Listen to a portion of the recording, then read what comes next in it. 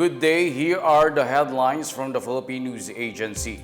President Ferdinand R. Marcos Jr. issued Proclamation number 429 and 430 naming at least 8 Philippine National Police camps and real properties after former police officers in honor of their exemplary service. Marcos cited Section 2 of Republic Act number 10086 or the Strengthening People's Nationalism through Philippine History Act, which takes pride in the accomplishments of model Filipinos. Under Proclamation number 429 signed by Executive Secretary Lucas Bersamin on December 20, Marcos named and renamed Camp Brigadier General Ludovico Padilla Arejola in Pasacao, Camarines Sur, a donated lot to the Police Regional Office 5, as Camp Captain Salvador Hausian del Rosario Sr., the Camarines Sur Police Provincial Office as Camp Colonel Juan Querubin Miranda, the 50th Maneuver Company Regional Mobile Force Battalion 5 as Camp Police Max Jim Ramirez Tria, and the PRO Mimaropa Headquarters as Camp Brigadier General Efigenio C. Navarro. Meanwhile, under Proclamation number 430, Marcos named and renamed the PRO 12 of General Santos City as Camp General Paulino T. Santos, Police Regional Office 12, Biliran Police Provincial Office as Camp Private Andres P. Dadizon, PRO 8, and Camarines Sur 1st Provincial Mobile Force Company Headquarters as Camp 2nd Lieutenant Carlos Rafael Paz Imperial, PRO 5. Arrivals to the Philippines exceeded pre-pandemic numbers during the Christmas weekend, according to the Bureau of Immigration. The agency recorded 161,664 arrivals to the Philippines from December 23 to 25.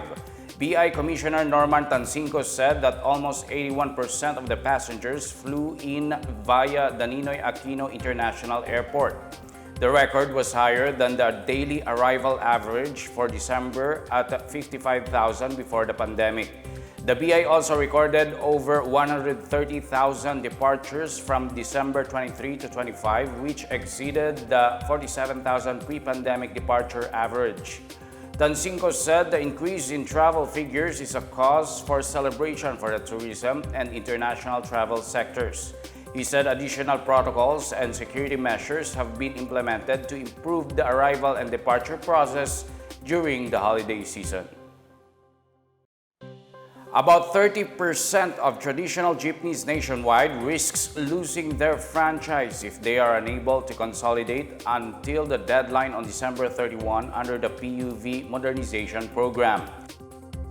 The Land Transportation Franchising and Regulatory Board said 73.5% or over 31,000 traditional jeepneys in Metro Manila have yet to be consolidated. 66% of jeepneys are not yet consolidated in Calabar Zone, while 63% are not consolidated in Zamboanga Peninsula. Transportation Undersecretary Timothy Jan Batan on Tuesday echoed the President Ferdinand R. Marcos Jr.'s earlier announcement that the December 31 deadline will not be extended. Under the PUVMP, jeepney drivers and operators are required to join or form cooperatives. Meanwhile, Transport Group Piston hopes the Supreme Court will issue a temporary restraining order against the implementation of the PUVMP. For its part, the Department of Transportation said the LTFRB will issue special permits to fill up the expected shortage of jeeps in Metro Manila after the consolidation deadline. The Board of Investments reported a record-high investment approval for the past 56 years after reaching 1.16 trillion pesos as of December 18. According to the BOI, the recorded investment approval has exceeded the pre-pandemic level of 1.14 trillion pesos pledges in 2019. It says the investment approvals for BOI have increased by 59% compared to the 729.1 billion in 2022.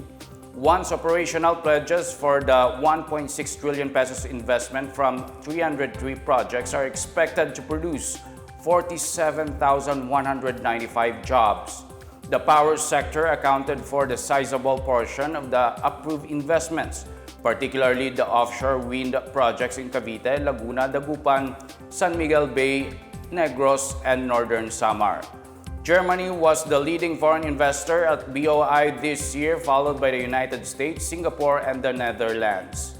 The BOI reaffirms strong investor confidence in President Ferdinand R. Marcos Jr.'s administration, as well as their responsiveness to the President's policy initiatives and the efficacy of aggressive investment promotion activities under the Make It Happen in the Philippines campaign.